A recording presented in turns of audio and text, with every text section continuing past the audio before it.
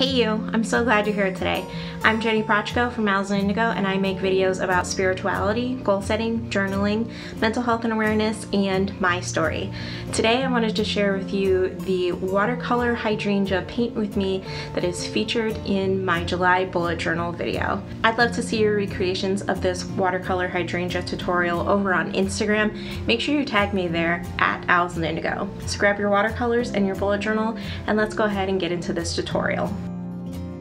I'm using some watercolor tubes. I'm using white, gray, and green, and that's it, and a couple of different brushes. First, after you've made your colors, we're going to be making the hydrangea petals. This is going to be utilizing 4 petals for each little flower in the bunch, and you want to make sure that this is wet. And I'm not doing this on watercolor paper, I'm doing this specifically in my bullet journal.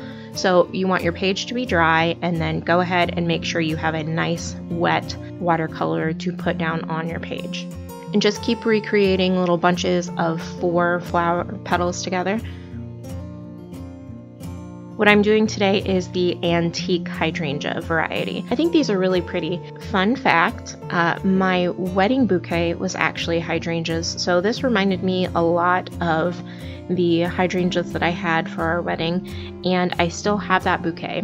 And July is when we had our big wedding, so I thought that this was really sweet to add this to my bullet journal this month.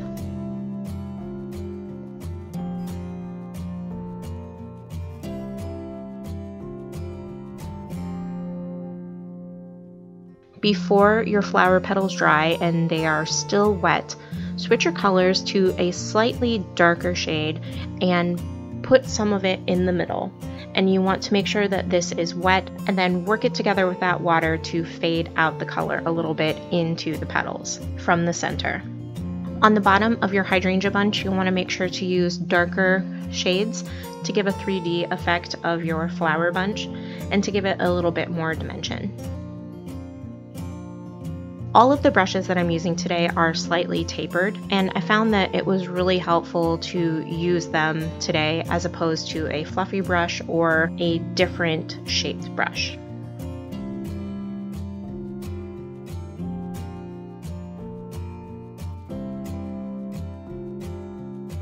After you've created a bunch of little flowers that have 4 petals on them, fill in the spaces with little flower heads that are 2 to 3 petals together. Sometimes you're only going to have space for 1, and that's fine. You can see that in many spaces I have only room for 1 petal. And you don't want to try and fill up the space too much because it will just look muddled together, and we want this to look very loose and like a watercolor painting. Don't worry about any gaps in your painting. Our brains will fill them in when we look at them at the end. And I'm just filling in some of the centers of those hydrangea points with a slightly darker shade and blending them out with some extra water. And now I'm working on the second bunch of hydrangeas behind this bigger bunch. I'm using the same technique as before for the bigger bunch of hydrangeas.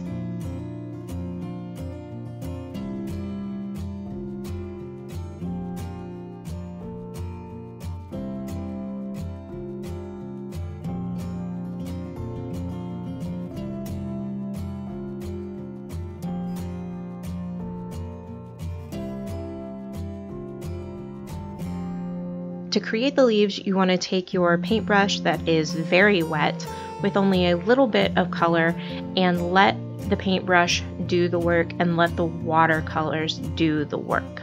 Let it be really light and really wet. After you have your first layer down, go back in with some more pigment and make a darker section of your leaf and blend it out more with some water. You want the leaves to be really wet and have that not tie-dye look, but sort of bleeding look with the color. Now, here's a technique that I want to show you specifically for watercolor paintings in your bullet journal. I had the problem before in my last bullet journal that all of my watercolors were bleeding through the spine into the other pages. And this was so maddening. Keep a dry brush on hand and just take your dry brush and pick up that watercolor, the extra watercolor, before it seeps through onto the other pages in your spine. So all I'm doing here is just taking a dry brush and picking up that extra wet color. This makes it so none of the watercolor pigment bleeds through to the other pages.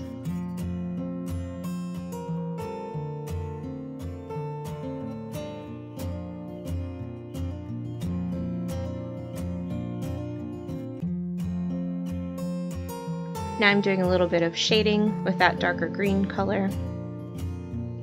And next I'm going to be working on the veins of the leaf. You want to let your leaf dry a little bit and then come in with a very, very thin watercolor brush and very lightly draw in the veins of your leaf.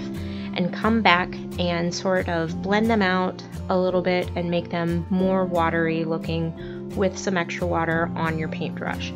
Make sure that you do this before your veins dry. I had trouble with this because I let them dry a little too much on accident, and so I had to go back in and repaint the veins on the leaves and then blend them out a little bit with water. So make sure you do this as you go.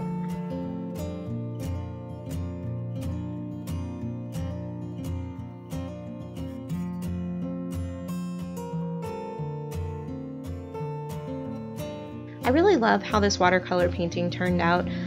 If you want to see how I use this in my bullet journal and what the rest of my monthly spread looks like, I'll leave a link up above and down below. I also did a ton of hydrangeas in my bullet journal this month. There's definitely around like 15 hydrangea bunches in my bullet journal this month. It was a lot of fun to paint them, and I hope that you enjoy painting them too. So if you want to see that monthly plan with me that uses this watercolor painting, I'll leave a link up above and down below. And then also I have another video that has 5 unique weekly spreads that you can use in your bullet journal that all have these hydrangeas on them.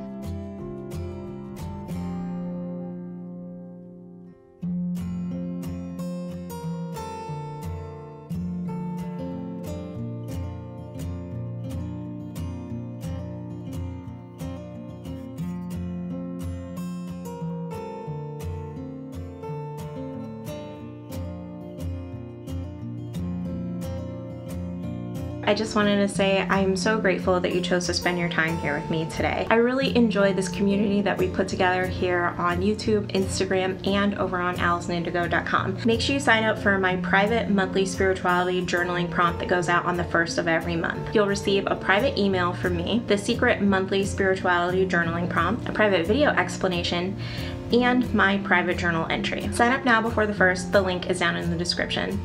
I'm so grateful that you chose to spend your time here with me today. I'll see you in the next one. Bye!